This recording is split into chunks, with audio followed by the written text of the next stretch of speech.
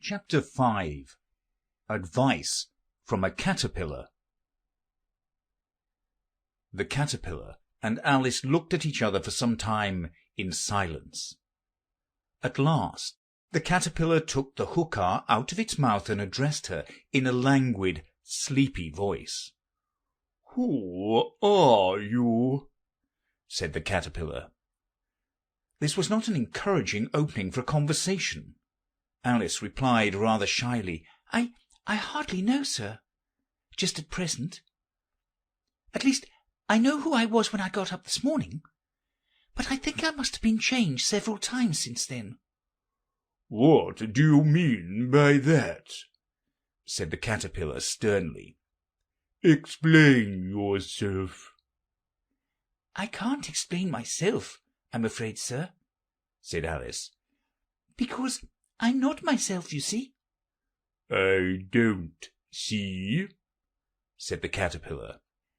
"I'm afraid I can't put it more clearly," Alice replied very politely, "for I can't understand it myself to begin with, and being so many different sizes in a day is very confusing." "It isn't," said the Caterpillar. "Well, perhaps you haven't found it so yet," said Alice. "but when you have to turn into a chrysalis, you will some day, you know, and then after that into a butterfly, I should think you'll feel it a little queer, won't you?" "Not a bit," said the Caterpillar. "Well, perhaps your feelings may be different," said Alice. "All I know is it would feel very queer to me." "You," said the Caterpillar contemptuously. "Who are you?" Which brought them back again to the beginning of the conversation. Alice felt a little irritated at the Caterpillar's making such very short remarks, and she drew herself up and said very gravely, "I think you ought to tell me who you are first." "Why?" said the Caterpillar. Here was another puzzling question, and as Alice could not think of any good reason, and as the Caterpillar seemed to be in a very unpleasant state of mind, she turned away. "Come back," the Caterpillar called after her. "I've something important to say." This sounded promising, certainly. Alice turned and came back again. "Keep your temper," said the Caterpillar. "Is that all?" said Alice, swallowing down her anger as well as she could. "No," said the Caterpillar. Alice thought she might as well wait, as she had nothing else to do, and perhaps after all it might tell her something worth hearing. For some minutes it puffed away without speaking, but at last it unfolded its arms, took the hookah out of its mouth again, and said, "So you think you're changed, do you?" "I'm afraid I am, sir," said Alice. "I can't remember things as I used, and I don't keep the same size for 10 minutes together." "Can't remember what things?" said the Caterpillar. "Well, I've tried to say, how doth the little busy bee, but it all came different," Alice replied in a very melancholy voice. "Repeat, you are old, Father William," said the Caterpillar. Alice folded her hands and began. "You are old, Father William," the young man said, "and your hair has become very white, and yet you incessantly stand on your head. Do you think at your age it is right?" "In my youth," Father William replied to his son, "I feared it might injure the brain, but now that I'm perfectly sure I have none, why I do it again and again." "You are old," said the youth, "as I mentioned before, and have grown most uncommonly fat. Yet you turned a back somersault in at the door. Pray, what is the reason of that?" "In my youth," said the sage, as he shook his grey locks, "I kept all my limbs very supple. By the use of this ointment, 1 shilling the box. Allow me to sell you a couple." "You are old," said the youth, "and your jaws are too weak for anything tougher than suet, yet you finished the goose with the bones and the beak. Pray, how did you manage to do it?" "In my youth," said his father, "I took to the law, and argued each case with my wife, and the muscular strength which it gave to my jaw has lasted the rest of my life." "You are old," said the youth. "One would hardly suppose that your eye was as steady as ever, yet you balance an eel on the end of your nose. What made you so awfully clever?" "I have answered 3 questions, and that is enough," said his father. "Don't give yourself airs. Do you think I can listen all day to such stuff? Be off, or I'll kick you downstairs." "That is not said right," said the caterpillar. "Not quite right, I'm afraid," said Alice timidly. "Some of the words have got altered." "It is wrong from beginning to end," said the caterpillar decidedly, and there was silence for some minutes. The caterpillar was first to speak. "What size do you want to be?" it asked. "Oh, I'm not particular as to size," Alice hastily replied. "Only one doesn't like changing so often, you know." "I don't know," said the caterpillar. Alice said nothing. She had never been so much contradicted in her life before, and she felt that she was losing her temper. "Are you content now?" said the caterpillar. "Well, I should like to be a little larger, sir, if you wouldn't mind," said Alice. 3 inches is such a wretched height to be." "It is a very good height indeed," said the caterpillar angrily, rearing itself upright as it spoke. It was exactly 3 inches high. "But I'm not used to it," pleaded Alice in a piteous tone, and she thought of herself. "I wish the creatures wouldn't be so easily offended." "You'll get used to it in time," said the caterpillar, and it put the hookah into its mouth and began smoking again. This time Alice waited patiently until it chose to speak again. In a moment or two the caterpillar took the hookah out of its mouth and yawned once or twice and shook itself. Then it got down off the mushroom and crawled away in the grass, merely remarking as it went, "One side will make you grow taller, and the other side will make you grow shorter." "One side of what? The other side of what?" thought Alice to herself. "Of the mushroom," said the caterpillar, just as if she had asked it aloud, and in another moment it was out of sight. Alice remained looking thoughtfully at the mushroom for a minute, trying to make out which were the 2 sides of it, and as it was perfectly round, she found this a very difficult question.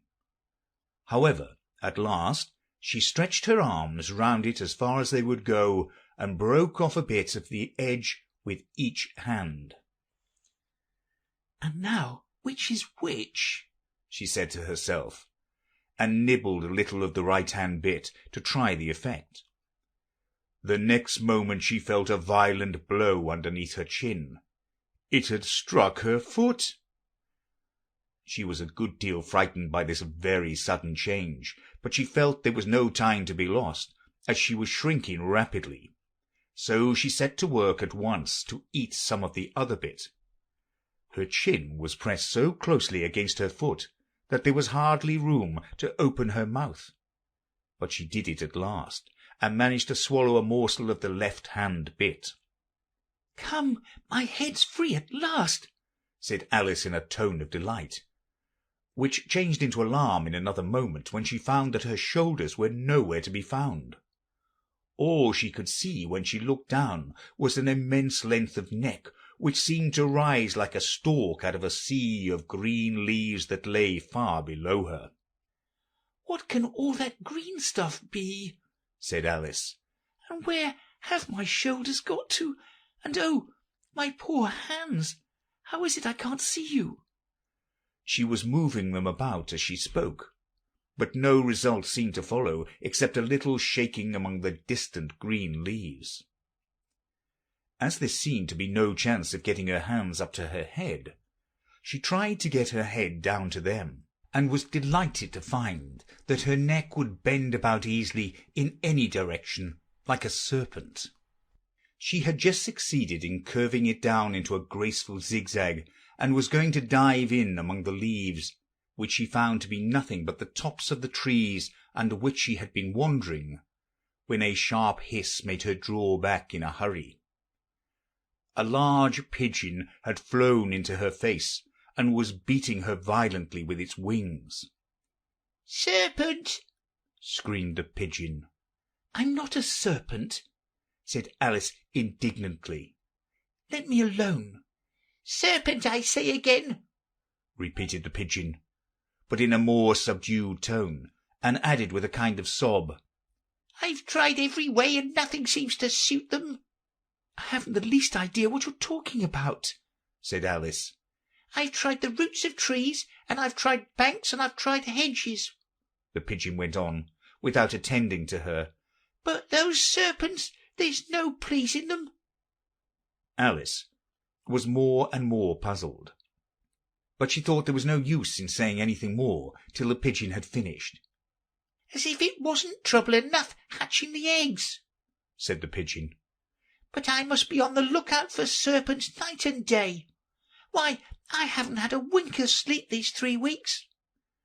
"I'm very sorry you've been annoyed," said Alice, who was beginning to see its meaning. "And just as I'd taken the highest tree in the wood," continued the pigeon, raising its voice to a shriek, "and just as I was thinking I should be free of them at last, they must needs come wriggling down from the sky. Serpent!" "But I'm not a serpent, I tell you," said Alice. I'm a... Well, what are you?" said the pigeon. "I can see you're trying to invent something." I'm a little girl," said Alice, rather doubtfully, as she remembered the number of changes she had gone through that day. "A likely story indeed," said the pigeon in a tone of the deepest contempt. "I've seen a good many little girls in my time, but never one with such a neck as this. No, you're a serpent, and there's no denying it. I suppose you'll be telling me next that you never tasted an egg." "I have tasted eggs, certainly," said Alice, who was a very truthful child. "But little girls eat eggs quite as much as serpents do, you know." "I don't believe it," said the pigeon. "But if they do, why then, they're a kind of serpent, that's all I can say." This was such a new idea to Alice that she was quite silent for a minute or two, which gave the pigeon the opportunity of adding, "You're looking for eggs. I know that well enough. And what does it matter to me whether you're a little girl or a serpent?" "It matters a good deal to me," said Alice hastily.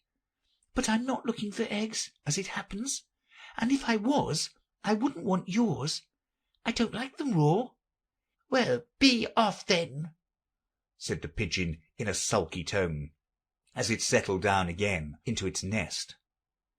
Alice crouched down among the trees as well as she could, for her neck kept getting entangled among the branches, and every now and then she had to stop and untwist it.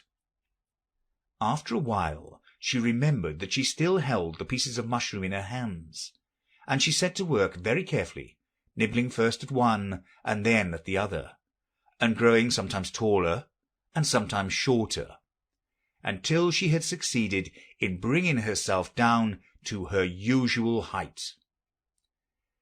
It was so long since she had been anything near the right size that it felt quite strange at first.